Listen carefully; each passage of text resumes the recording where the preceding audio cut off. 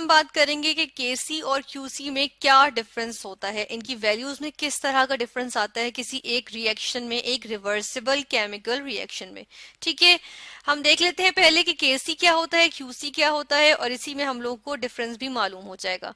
इसके लिए हम एक जनरल एग्जांपल देख लेते हैं एक रिवर्सिबल केमिकल इक्वेशन की, रिएक्शन की या इक्वेशन की। ठीक है, ये हमारे पास एक रिवर्सिबल केमिकल रिएक्शन आ गया जिसमें हम देख रहे हैं कि एक जनरल हम ले रहे हैं, सपोज जो है वो हम इसमें सब्सटेंसेस ले रहे हैं कि ए बी सी डी जो कैपिटल में है हमारे पास, ये क्या है, ये जो है हमारे पास सपोज जो है वो सब्सटेंसेस है। ठीक है, जबकि जो ए बी सी और डी जो स्मॉल में जो आ रहे हैं ये इनके जो है वो क्वांटिटीज, इनके अमाउंट्स जो है वो मौजूद है, यानी कि इनके मोल्स हम कह सकते हैं। ठीक है, मोल्स जो है वो हम केमिस्ट्री की फॉर्म में, केमिस्ट्री की टर्म्स में जो है वो हम अमाउंट की बात करते हैं तो हम यूजुअली मोल्स की बात करते हैं। ठीक है, तो ये मोल्स हमारे पास इसके मौजूद हैं। और अब हम ये देख रहे हैं कि ए और बी जो हैं वो रिएक्ट करके सी के सी मोल्स और डी के डी मोल्स बना रहे हैं। ठीक है, जबकि सी के सी मोल्स और डी के डी मोल्स जो है वो वापस जो है वो ए के ए मोल्स और बी के बी मोल्स बना रहे हैं। ठीक है, तो ये रिएक्शन क्या है, ये हमारे पास जो है वो एक रिवर्सिबल केमिकल रिएक्शन है जिसमें हम जिसको हम इस एरो से, इस तरह के एरो से, रिवर्सिबल एरो से जो है वो शो करते हैं। ठीक है, अब हम क्या करते हैं कि क्या इनके जो है प्रोडक्ट्स की, हमारे पास एक चीज होती है कि प्रोडक्ट्स की कंसंट्रेशन। ठीक है, प्रोडक्ट्स की कंसंट्रेशन को जब हम डिवाइड करते हैं या इसकी रेशो लेते हैं रिएक्टेंट्स की कंसंट्रेशन से।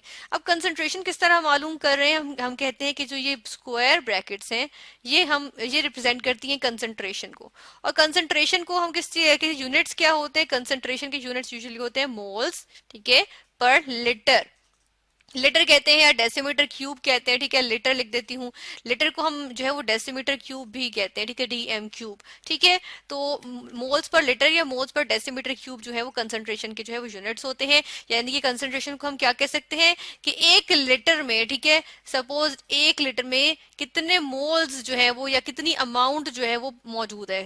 हम प्रोडक्ट्स की बात करेंगे तो प्रोडक्ट्स के, और रिएक्टेंट्स की बात करेंगे तो रिएक्टेंट्स के। ठीक है, अब हम यहाँ देख लेते हैं कि जब हम ये एक रेशो लेते हैं कि प्रोडक्ट्स की कंसंट्रेशन डिवाइडेड बाय रिएक्टेंट्स की कंसंट्रेशन, या ratio of products concentration to that of reactants. ठीक है, तो हमारे पास जो है ये एक कांस्टेंट टर्म आती है किसी पर्टिकुलर टाइम पे। ठीक है, एक पर्टिकुलर रिएक्शन के लिए। ठीक है, जिस तरह से अगर हम इसकी बात करें इस रिएक्शन की, तो इसके लिए ये रेशो जो होगी वो क्या होगी, हम इसकी रेशो देखते हैं कि हमारे पास जो है वो रेशो क्या आ जाएगी। ये हमारे पास जो है जो रेशो आ गई, जिसमें हम देख रहे हैं कि हमने पहले क्या लिखी, हमने लिखे पहले प्रोडक्ट्स लिखे, उनकी concentration raise to the power their coefficients, ये वाले कोफिशिएंट्स जो थे वो इसकी पावर के फॉर्म में आ गए। ठीक है, पावर में आ गए। फिर देखें डिवाइडेड बाय या टू द रेशो में हमारे पास नीचे क्या आ गए, डिनोमिनेटर में, डिनोमिनेटर में हमारे पास आ रहा है कि ए की हमारे पास ए की कंसंट्रेशन है और बी की कंसंट्रेशन है। ठीक है, इनके प्रोडक्ट है और रेज टू द पावर इनके कोफिशिएंट्स। ठीक है, अब हम देखते हैं कि हमारे पास जो है वो दो तरह के जो है वो इनके आगे पॉसिबिलिटीज आ जाती हैं। ठीक है, इनके आगे पॉसिबिलिटीज देखें तो हमारे पास पहली पॉसिबिलिटी ये होती है कि सिस्टम जो है वो इक्विलिब्रियम पे हो। ठीक है, सिस्टम एट इक्विलिब्रियम। ठीक है, हम लिख देते हैं सिस्टम एट इक्विलिब्रियम, इक्विलिब्रियम। ठीक है, इक्विलिब्रियम पे आ जाता है। तो इसमें हम देख रहे हैं कि जब सिस्टम इक्विलिब्रियम पे होता है, यानी कि जिस स्पीड से ए जो है बी के साथ रिएक्ट करके सी और डी मोल्स और डी बना रहा है, ठीक है, उसी स्पीड से सी और डी जो है वो रिएक्ट करके बी और ए बना रहे हैं। ठीक है, इसका मतलब है कि ये इक्विलिब्रियम है, और कौन सा इक्विलिब्रियम है कि ये डायनामिक इक्विलिब्रियम है, कि ये रुक नहीं रहा बल्कि चले जा रहा है। ठीक है, रिएक्शन।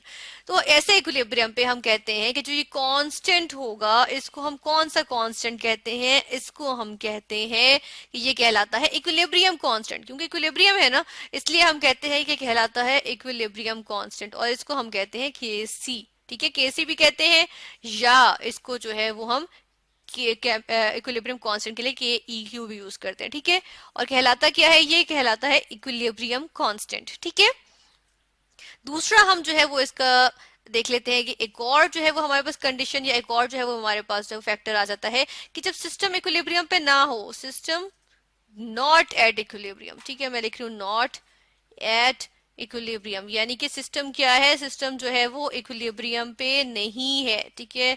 नॉट को जो है हम क्या करते हैं कि हाईलाइट कर लेते हैं, चलें, ताकि हमें अंदाजा रहे कि नॉट एट इक्विलिब्रियम, इक्विलिब्रियम पे नहीं है। और इसकी जो है वो हम जो है वो एक्सप्लेनेशन क्या हो सकती है कि ए जो है वो बी के साथ रिएक्ट करके सी और डी तो बना रहे हैं, लेकिन जिस रेट से ए बी जो है वो सी डी बना रहे हैं, उस रेट, उससे डिफरेंट रेट पे या उससे डिफरेंट स्पीड पे जो है वो ए डी जो है वो मिलकर बी और ए बना रहे हैं, ठीक है। यानी सी डी जो है वो डिफरेंट रेट पे ए बी बना रहे हैं, यानी फॉरवर्ड रिएक्शन का जो स्पीड है वो डिफरेंट है और जो बैकवर्ड रिएक्शन उसकी स्पीड जो है वो डिफरेंट है, ठीक है। फिर हम देख लेते हैं कि हमारे पास जो है वो ऐसे, जब हमारे पास ये कंडीशन होती है तो कांस्टेंट जो होता है वो क्या होता है। ऐसी कंडीशन पे जो कांस्टेंट होता है वो हमारे पास होता है क्यू सी, ठीक है। ये हमारे पास आ जाता है QC। और QC क्या कहलाता है, QC जो है वो किस चीज का एब्रिविएशन है हम देख लेते हैं। QC हम किसके लिए सिंबल यूज करते हैं, इसकी जो फुल फॉर्म होती है वो होती है रिएक्शन कोशेंट, ठीक है। कोशेंट, QUOTIENT, रिएक्शन कोशेंट कहते हैं, ठीक है इसको। और ये हमारे पास जो है वो दो, इसकी एक डिफरेंस आ गया कि केसी जो है वो इक्विलिब्रियम पे आता है और क्यूसी जो है वो हमारे पास आता है जब इक्विलिब्रियम के अलावा कोई जो है वो किसी पर्टिकुलर टाइम पे हम बात कर रहे हो, ठीक है, इक्विलिब्रियम के अलावा, यानी नॉट एट इक्विलिब्रियम। अब हम देख लेते हैं कि हमारे पास केसी और क्यूसी जो है ये इनका कंपैरिजन जब हम करते हैं, यानी कि जब हम कंपेयर कर रहे हैं क्यूसी को और केसी को, तो हम देखते हैं कि क्यूसी जो है वो एक्चुअली डिटरमिन कर सकता है कि रिएक्शन जो है वो किस डायरेक्शन में जाएगा, क्योंकि ये तो एक कानून है, ये एक फितरी बात है कि हर चीज इक्विलिब्रियम की तरफ जाती है, ठीक है। तो हम जो ये कह रहे हैं कि ये जो हमारे पास जो है यहाँ पे QC है, अब ये QC भी जो है वो क्या करेगा, हम चल इस तरह से लिख देते हैं कि QC क्या करेगा, ये इक्विलिब्रियम अटेन करने की कोशिश करेगा, यानी कि QC को अप्रोच करने की कोशिश करेगा, ठीक है। यानी कि अगर हम किसी कहते हैं किसी हमारे पास कोई रिएक्शन है उसमें जो है वो हमारे पास KC जो है वो 57 है, ठीक है, और QC हमारे पास क्या हो, QC जो है वो हमारे पास 8 हो, तो 8 क्या करेगा, इतना कुछ इस तरह से करेगा कि वो 57 को अप्रोच करे, ठीक है। तो हम देखते हैं यहाँ पर जो है वो इससे जो है वो हमें डायरेक्शंस का पता चलता है कि किस तरह से हम देखते हैं कि यहाँ पे अब हम जो है वो हमारे पास 3 जो है वो पॉइंट्स आ जाते हैं। हम उन पॉइंट्स को जो है वो यहाँ पे लिस्ट करते हैं। फर्स्ट पॉइंट हमारे पास ये होता है कि जो QC है हमारे पास, QC है ये इक्वल हो KC के, ठीक है। अगर ये इक्वल होगा तो बात ही खत्म हो गई कि यानी कि रिएक्शन जो है वो क्या है, वो इक्विलिब्रियम पे, या सिस्टम जो है वो क्या है, इक्विलिब्रियम पे है, ठीक है, ठीक है। दूसरी बात हम क्या कहते हैं यहाँ पर, जो दूसरी आएगी टर्म, हम कहते हैं कि QC जो है वो ग्रेटर है किससे, KC से, ठीक है। जब QC जो है वो ग्रेटर है KC से, तो फिर क्या होता है हम ये देख लेते हैं। QC हम कह रहे हैं कि प्रोडक्ट्स की कंसंट्रेशन डिवाइडेड बाय रिएक्टेंट्स की कंसंट्रेशन है। तो जब प्रोडक्ट्स की QC यानी कि, और ये रेशो कब ज्यादा हो सकती है, ये रेशो उसी वक्त ज्यादा होगी ना जब प्रोडक्ट्स की कंसंट्रेशन जो है वो ज्यादा हो जाएगी और रिएक्टेंट्स की कंसंट्रेशन जो है वो कम हो जाएगी। जब रिएक्टेंट्स की कंसंट्रेशन कम होगी इसका मतलब है रिएक्शन को किसी ऐसी डायरेक्शन में जाना चाहिए कि रिएक्टेंट्स की कंसंट्रेशन जो है वो भी जो है वो प्रोडक्ट्स को कंसंट्रेशन के करीब करीब आ जाए, ठीक है। तो इसके लिए क्या होगा कि प्रोडक्ट्स जो है वो ज्यादा कंज्यूम होके रिएक्टेंट्स बनाना शुरू कर देंगे, ठीक है।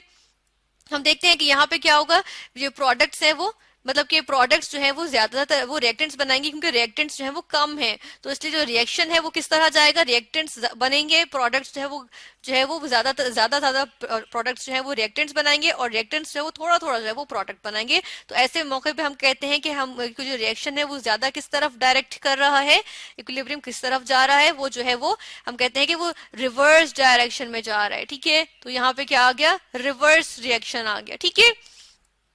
और दूसरी तरफ हम देखते हैं कि अगर QC की वैल्यू जो है वो हमारे पास जो है वो लेस हो KC से, ठीक है, लेस हो KC से, तो फिर क्या होता है, फिर हम देखते हैं कि इसमें हम देखते हैं कि प्रोडक्ट्स इसका मतलब है कि कम बन रही हैं और रिएक्टेंट ज्यादा। अब नीचे वाली चीज ज्यादा हो तो हमारे पास ओवरऑल यानी डिनोमिनेटर बड़ा हो तो ओवरऑल हमारे पास जो कांस्टेंट आएगा वो छोटी टर्म आएगी, ठीक है।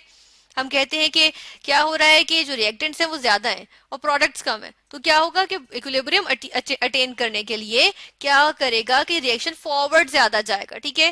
केसी को अटेन करने के लिए रिएक्शन फॉरवर्ड जाएगा क्योंकि केसी की जो अमाउंट है या वैल्यू है वो बड़ी है और क्यूसी की छोटी है, तो रिएक्शन अब क्या करेगा, आगे जाएगा ताकि प्रोडक्ट्स जो है वो और बन सके, ठीक है। तो ये हमने देखा डिफरेंस कि हमारे पास केसी जो है वो आता है जब हमारे पास इक्विलिब्रियम मेंटेन्ड हो, और क्यूसी कब आता है जब इक्विलिब्रियम नहीं हो, तो किसी पर्टिकुलर टेम्परेचर पे हम बात कर टाइम पे किसी पर्टिकुलर टाइम पे हम बात करते हैं, तो हम देखते हैं कि वो क्यूसी कहलाता है।